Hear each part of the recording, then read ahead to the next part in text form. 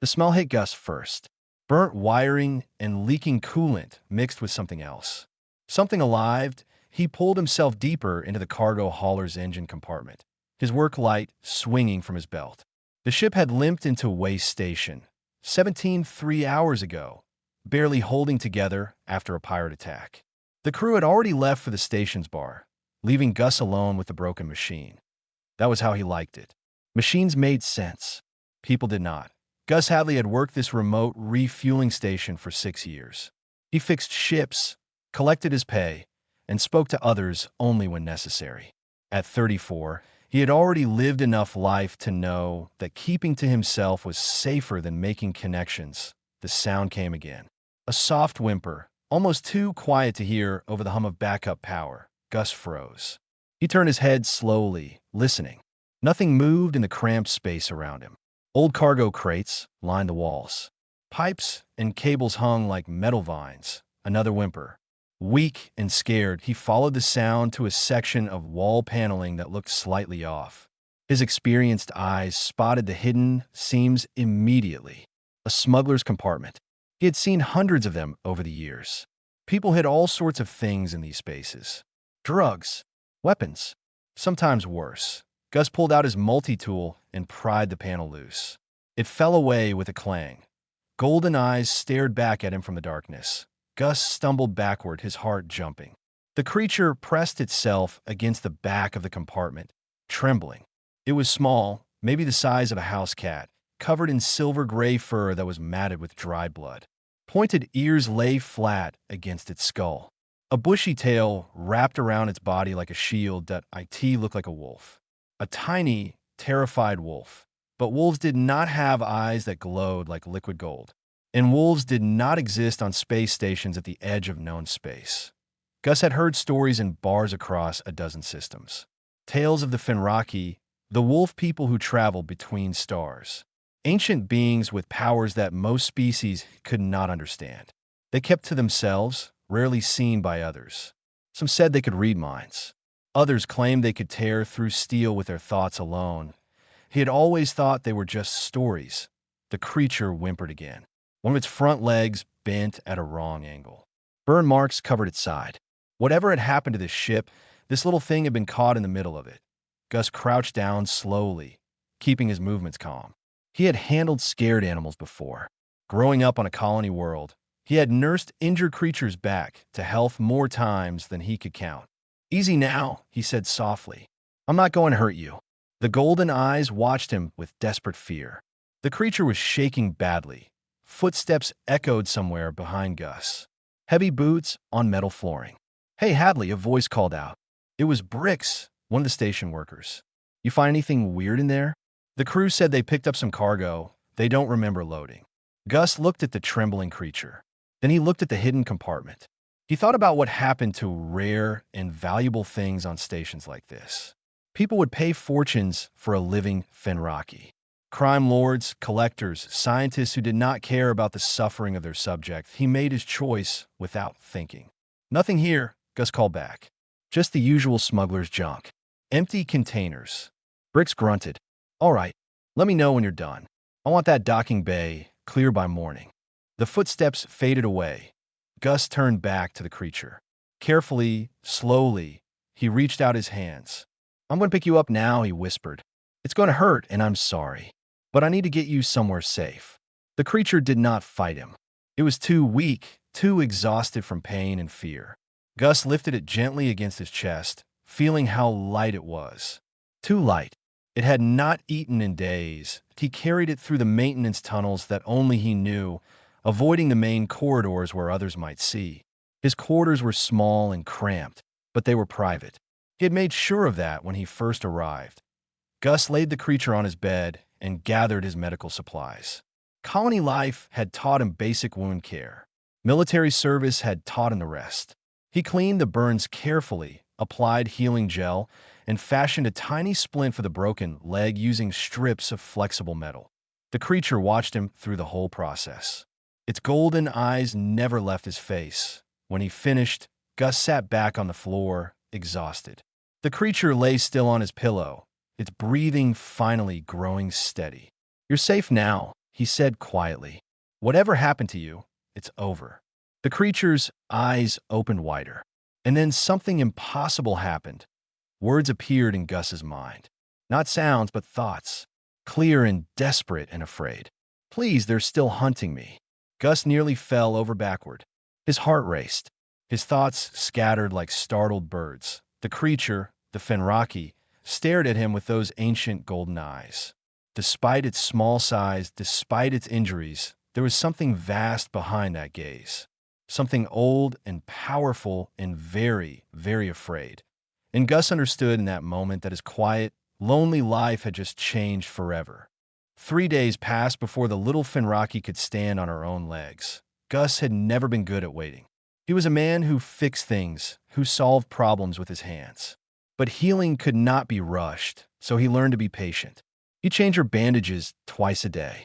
He crushed protein paste into something soft enough for her to eat. He stayed up through the night when her fever spiked, pressing cool cloths to her forehead. Her name was Pip. She told him through their strange mental connection on the second night. The thoughts that appeared in his mind felt like whispers, gentle and careful. She was young, barely an adult by her species standards. She had been on her first solo journey, a tradition among her people, when slavers had captured her ship. They wanted to sell me. Pip explained, her golden eyes dark with memory. A crime lord on the far rim pays well for living Fenraki. We are rare. We are valuable. Gus felt anger burn in his chest. How did you end up on that cargo hauler? The slaver's ship was attacked by pirates. During the fighting, I escaped into the cargo hauler through a docking tube. I hid in that compartment for days. I thought I would die there. But you didn't. Gus offered her a small piece of dried meat he had traded for at the station market. You survived. Pip took the meat carefully in her small jaws. Her tail wagged once, just slightly.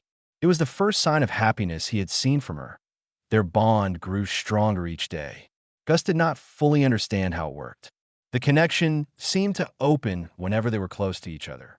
Sometimes Pip would see flashes of his memories without meaning to. The first time it happened, she had pulled back in shock. You lost people, she said softly. Soldiers. Your pack.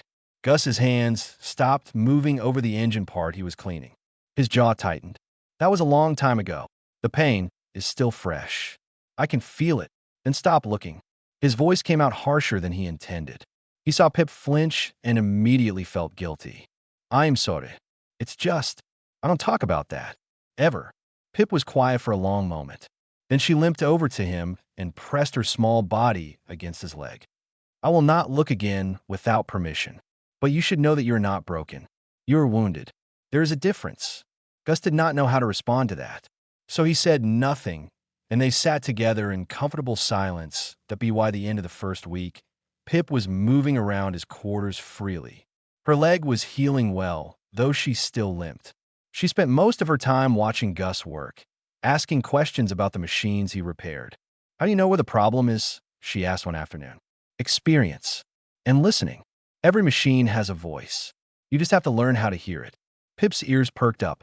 That is how my people sense the universe. We listen to the thoughts of all living things. Can you do that with machines? I never tried. Gus handed her a small diagnostic scanner that had stopped working months ago. Try now. Pip pressed her paw against the device and closed her eyes. For several seconds, nothing happened. Then her eyes snapped open. There is a tiny piece of metal blocking the power flow. Inside, near the top. Gus opened the scanner and looked. She was right. A fragment of solder had come loose and wedged itself in exactly the wrong place. He removed it with tweezers, and the scanner hummed back to life. That's incredible, he said. Pip's tail wagged proudly. I want to help you. You saved me. Let me be useful. From that day on, they worked as a team. Pip could sense mechanical problems that would take Gus hours to find on his own. Ships that should have taken days to repair were finished in hours. The station manager noticed the improvement but did not ask questions. Life felt almost normal, almost peaceful. Then the black ship arrived. Gus saw it through the station's main viewport during his lunch break. A sleek, dark vessel with no identifying markings. It docked without requesting permission, which meant its owners were either very stupid or very dangerous. Point two figures stepped off the ship. They wore matching gray uniforms and carried weapons openly. Slavers. Gus recognized the type immediately. Point one of them approached the station manager and showed him something on a data pad. The manager pointed toward the repair bay where Gus worked. Gus returned to his quarters and found Pip trembling. "They found me," she whispered. "They're asking about their lost cargo. Stay here." Gus grabbed a heavy wrench from his toolbox. "Don't make a sound." He met the slavers at the door of his workshop. They were tall and muscular, with cold eyes that had seen terrible things and felt nothing. "We're looking for something that went missing from a cargo hauler," the first one said. "Small, valuable, might have hidden itself somewhere on this station." Gus Sruget. "I fixed that hauler. Found nothing but empty smuggler's compartments." "You sure about that?" The second slaver stepped closer, his hand resting on his weapon. "Because we're prepared to pay well for information." "I'm sure." The slavers exchanged looks. They did not believe him, but they also could not prove anything. After a long, tense moment, they turned and walked away. But Gus knew they would be back. That night, as he sat with Pip in the darkness of his quarters, she spoke the words he had been dreading. "My pack will come for me when they find out what you did." She paused, her golden eyes filled with worry. "I don't know if I can protect you from them." Weeks turned into something that felt almost like home. Gus found himself waking each morning with a purpose he had not felt in years. Pip would be curled at the foot of his bed, her silver fur catching the dim light from the station's artificial dawn. She would stretch, yawn with tiny sharp teeth, and greet him with a gentle thought that felt like warm sunlight in his mind. "Good morning, Gus." He never said it back out loud. He did not need to. She could feel his response through their bond, a quiet contentment that surprised them both. The routine they built together was simple. Mornings meant breakfast and checking Pip's healing leg. Afternoons meant work in the repair bay, where Pip had become an unofficial assistant. Evenings meant quiet conversations in his quarters, two lonely souls learning to trust again. "Tell me about your home," Pip asked one night. They sat together on the floor, sharing a meal of station rations that tasted like cardboard but filled the stomach. Gus chewed slowly, thinking. "I grew up on a colony world called Dustfall. Farming planet. Harsh summers, cold winters. Nothing special. You had animals there? Some. Livestock mostly. But there were wild creatures too. I used to find injured ones and bring them home." A small smile crossed his weathered face. "My mother called me the collector of broken things." Pip tilted her head. "Is that why you helped me? Because I was broken?" "No." Gus met her golden eyes. "I help you because leaving you there would have been wrong. Simple as that. Among my people, there is nothing simple about kindness to strangers. It must be earned, proven. Maybe that's why humans do so many stupid things. We help first and ask questions later." Pip made a sound that might have been a laugh. Her tail swept the floor behind her. The days grew easier. Pip's leg healed until she could run and jump without pain. Her fur grew thick and healthy again. The fear in her eyes slowly faded, replaced by curiosity and something deeper. Something like trust. Gus changed too, though he did not notice it at first. The other station workers did. "You're different lately," Briggs commented one afternoon. "Less grumpy. Almost friendly." Gus grunted. "Don't push your luck." But Briggs was right. For the first time in 6 years, Gus did not feel like he was simply waiting to die alone in the dark between stars. He had someone to care for, someone who cared for him. The weight of his past did not disappear, but it grew lighter somehow. One evening, Pip saw another memory without meaning to. Gus was repairing a communication array when she suddenly went still beside him. "They died saving others," she said quietly. "Your soldiers. Your pack." Gus's hands stopped moving. The old pain rose up in his chest, but he did not push it down this time. "There was an explosion on a transport ship," he said after a long silence. "Reactor failure. My squad was nearest. We went in to evacuate the civilians." His voice grew thick. "We got them out. All of them. But the reactor blew before we could get clear. I was the only one who made it." Pip pressed against his side. "You blame yourself." I was their leader. I should have found another way. There was no other way. You know this. Knowing doesn't make it hurt less. Pip was quiet for a moment. Then she spoke words that cut through years of guilt. They chose to save lives. They chose to follow you. Honor their choice by living, not by hiding from the world. Gus felt something crack inside his chest. Not breaking, but releasing. He did not cry, but he sat with Pip for a long time, letting her presence remind him that he was not alone anymore. The peace could not last forever. The slavers returned on a gray morning, their black ship now accompanied by 3 others. They brought armed men and a warrant claiming stolen property. The station manager had no choice but to allow them to search. Gus had prepared for this. Behind his quarters, he had built a hidden compartment of his own during the long nights. Pip fit inside perfectly, surrounded by supplies and a portable air recycler. "Stay silent," he told her. "No matter what you hear. Gus, if they find me, they will kill you. They won't find you." He sealed the compartment and returned to his workshop, picking up his tools as if nothing was wrong. When the slavers kicked open his door, he barely looked up. "Search all you want," he said calmly. "You won't find what you're looking for." They tore his quarters apart. They scanned the walls with detection equipment. They threatened him with violence, with death, with worse. Gus answered every threat with the same flat stare he had perfected during years of military service. The lead slaver grabbed Gus by the collar. "I know it's here. I know you're hiding it. Prove it." For a terrible moment, Gus thought the slaver would shoot him right there. But then something strange happened. The slaver's communicator crackled with panicked voices. His men were running back toward their ships, faces pale with terror. "Sir, ships incoming. Big ones. We need to leave now." The slaver released Gus and ran without another word. Gus walked to the viewport and looked out into the darkness of space. 3 massive vessels hung there, each one larger than the entire station. They were ancient in design, covered in strange patterns that seemed to shift and move. No weapons were visible, but the power radiating from them was unmistakable. Behind him, Pip emerged from hiding. Her golden eyes were wide with recognition and fear. "They found me," she whispered. "My pack is here." The docking bay fell silent as the Fenraki boarded the station. Gus had seen many things during his years in the military. Alien species of all shapes and sizes.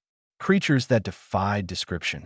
But nothing had prepared him for the sight of an adult Fenraki in person. They moved like shadows made solid, each one the size of a large wolf from old Earth. Their fur ranged from deep black to pale silver, and their eyes burned with the same golden light as Pip's. But where Pip seemed gentle and young, these creatures radiated ancient power. The air itself seemed to bend around them. Station workers pressed themselves against walls as the pack passed. Some trembled. Some could not look at all. 6 Fenraki enter the main corridor. At their head walked 2 who were clearly leaders. The first was a female with silver fur that shone like moonlight, her eyes sharp and cold. The second was a massive male with fur as black as deep space, his presence heavy enough to make the deck plates groan. Pip ran forward before Gus could stop her. The silver female saw her coming and dropped low, making sounds that were part growl, part song. The black male circled around them both, his eyes scanning for threats that had already fled. Their reunion happened mostly in silence. Thoughts and emotions passed between them too fast for Gus to follow. He caught only glimpses through his bond with Pip. Relief, love, joy, and underneath it all, burning hot and deadly, rage. The silver female lifted her head. Her golden eyes locked onto Gus with an intensity that made his blood freeze. "Mother," Pip spoke quickly, her voice trembling. "This human saved me. He protected me. Please do not hurt him." The silver female, Sarah, stepped toward Gus. Each movement was precise and controlled. She stopped an arm's length away, her head nearly level with his chest despite standing on 4 legs. "You are the one who found my daughter." Her voice appeared in his mind, cold and sharp as ice. "You hid her from the hunters. You tended her wounds." Gus forced himself to meet her eyes. "Yes." "Why?" She was hurt and scared. "Anyone would have helped." "No, they would not." Sarah's mental voice cut through his thoughts. "We have watched your species for centuries. You fight among yourselves. You betray your own kind. You value profit over life. Some of us do. Not all. And which are you? Gus did not have time to answer. He felt something push against his mind, pressing hard against barriers he did not know he had. Sarah was looking into his thoughts, his memories, his very soul. He could not stop her. She saw everything. His childhood on Dustfall, carrying injured animals home. His military service, learning to fight and to lead.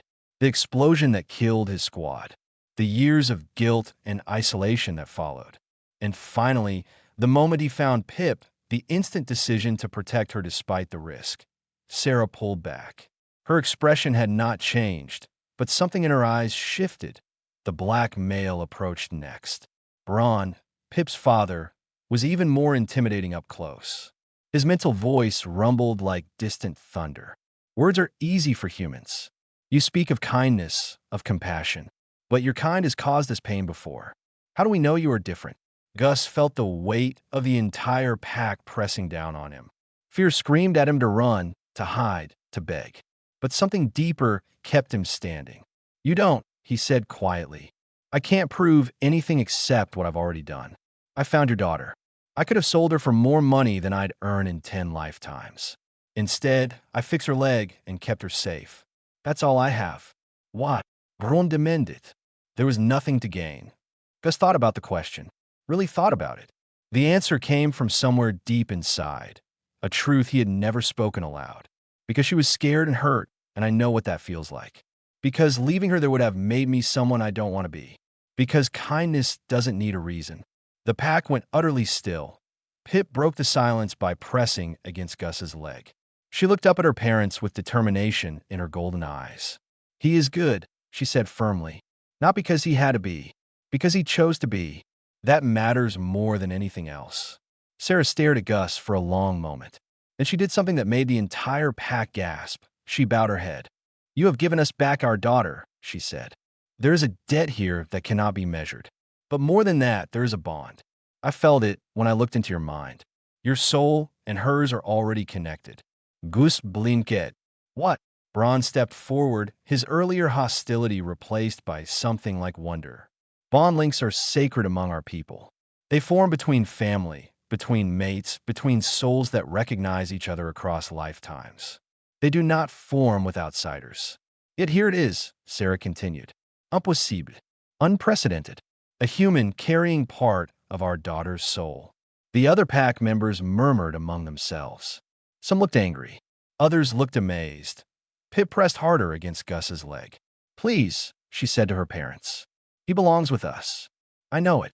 I feel it. Sarah and Braun exchanged a long, silent look. A conversation passed between them that Gus could not hear. Finally, Sarah spoke. There is only one way forward. The human must come with us. The elders will decide his fate. The inside of the Finraki flagship looked nothing like any ship Gus had ever seen. There were no metal corridors, no blinking control panels, no humming engines.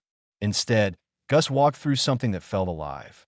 The walls curved like the inside of a great beast, covered in soft material that pulsed with faint light. The floor beneath his feet gave slightly with each step, warm and yielding. Pip walked beside him, her small body pressed close. Through their bond, he could feel her nervousness.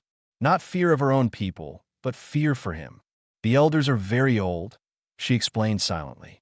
They have seen many things. They do not trust easily. That makes two of us. They entered a vast chamber at the heart of the ship. Hundreds of Fenraki lined the walls, their golden eyes tracking Gus's every movement. In the center, on raised platforms that grew from the floor itself, sat 5 ancient wolves. Their fur had faded to pure white. Their eyes glowed brighter than any others.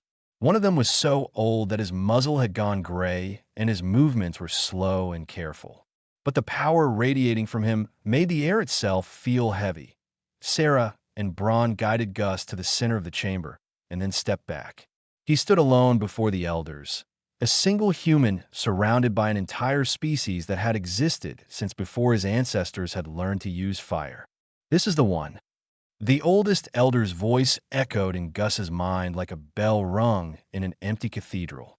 This human who claims connection to our blood. Yes, Elder Frost, Sarah answered. He sheltered my daughter. He protected her from hunters. Many have done kind things for small rewards.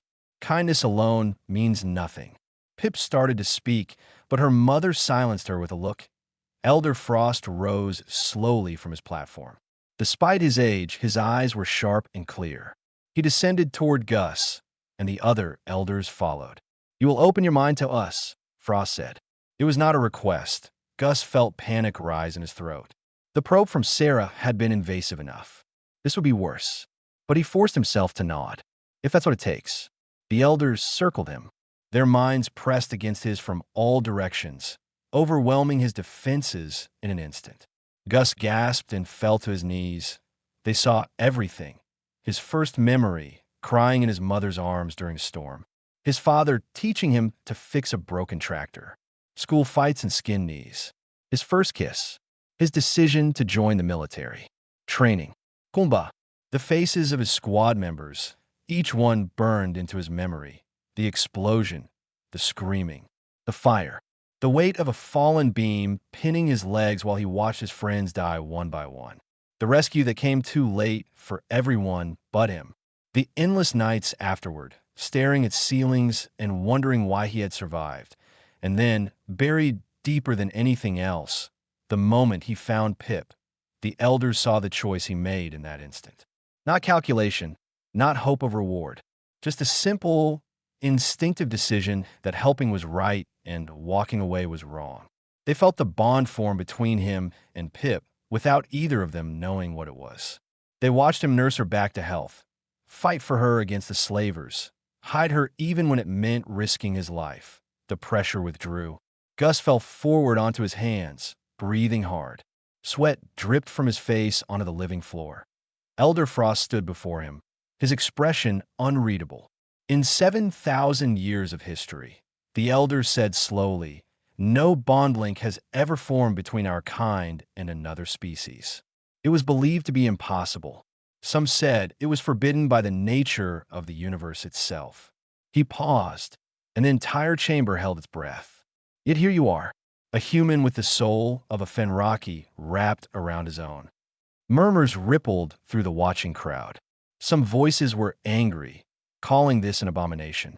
Others were awed, speaking of prophecies and ancient promises. The bond cannot be broken without killing both of them, another elder said. To sever such a connection would destroy them both. Sarah stepped forward. Then we must accept him. There is no other choice. There is always a choice, Frost replied. We could let them both die. Preserve the purity of our kind. Pip cried out. Before anyone could stop her, she ran to Gus and pressed against him, shielding him with her small body. No. Her mental voice rang through the chamber with surprising force. He saved me when he had no reason to. He showed me kindness when he had nothing to gain. If you kill him, you kill the best thing that ever happened to me. Silence fell. Gus placed his hand on Pip's head, feeling her trembling beneath his palm. He looked up at the elders without fear. I didn't ask for this bond, he said. I don't understand it, but I know that Pip matters to me more than my own life. If that makes me a threat to your people, then do what you have to do. I won't fight it. Elder Frost studied him for a long, heavy moment.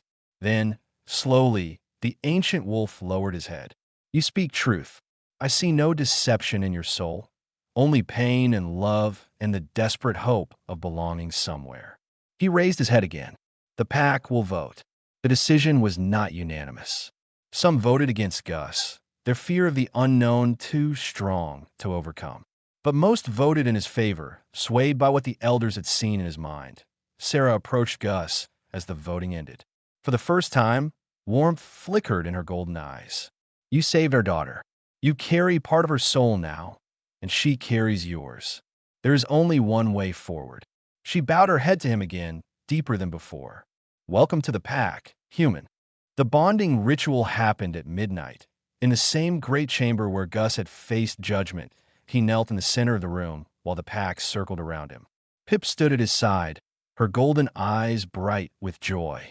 Above them, the living walls of the ship glowed softly, responding to the emotions that filled the space. Elder Frost led the ceremony. His ancient voice resonated through every mind present.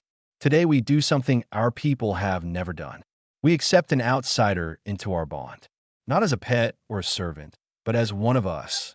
His soul has already joined with our daughters. Now we make it official. Sarah stepped forward. She pressed her forehead against Gus's, and suddenly he could feel her. Not just her thoughts, but her emotions, her memories, her essence. Love for her daughter, fierce protectiveness, and underneath it all, gratitude so deep it brought tears to his eyes. Braun followed. His presence was like a mountain, steady and unshakable. Through their contact, Gus felt the weight of a father's love, the terror of losing a child, and the relief of finding her safe point one by one. The other pack members came forward. Each touch opened a new connection, a new thread linking Gus to the whole. By the time the last Fenraki pulled away, Gus could sense hundreds of minds around him, not invading his thoughts, but simply there, present, connected. For the first time since the explosion that killed his squad, Gus did not feel alone. Elder Frost spoke the final words.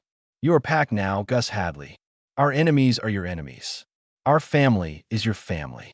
And our protection is yours, as yours is ours." Pip pressed against him, her tail wagging wildly. "You belong with us now. Forever." Gus could not speak. Emotions choked his throat and blurred his vision. He simply held Pip close and let the warmth of the pack wash over him. The ceremony ended, but the celebration continued. Fenraki, who had looked at Gus with suspicion, now approached with curiosity. Young ones chased each other around his legs, playing games he could not understand. Old ones shared stories of distant worlds and ancient battles, speaking directly into his mind that IT was overwhelming and wonderful and more than he had ever dreamed possible. Later, Sarah found him standing at a viewport, looking out at the stars. "You seem troubled." Gus shook his head. "Not troubled, just thinking. I've spent 6 years running away from everything, hiding on that station, pretending I didn't need anyone." He turned to face her. "Now I have hundreds of people in my head. It's a lot to process." Sarah's ears flicked with amusement. "You will adjust. The bond grows easier to manage with time. What happens now? Do I live on your ship? Travel with the pack? That is your choice. The bond works across any distance. You could stay on your station if you wished. We would always be with you." Gus considered this. His quarters on Way Station 17 seemed very far away now, small and empty and cold. "I think," he said slowly, "I've been alone long enough." The black ships of the slavers returned the next day. Word had spread that a valuable target was at the station. The crime lords had sent reinforcements, a dozen ships bristling with weapons. They surrounded Way Station 17 and demanded the surrender of the Fenraki pup. They did not know what waited for them. The Fenraki flagship moved into position with a grace that belied its massive size.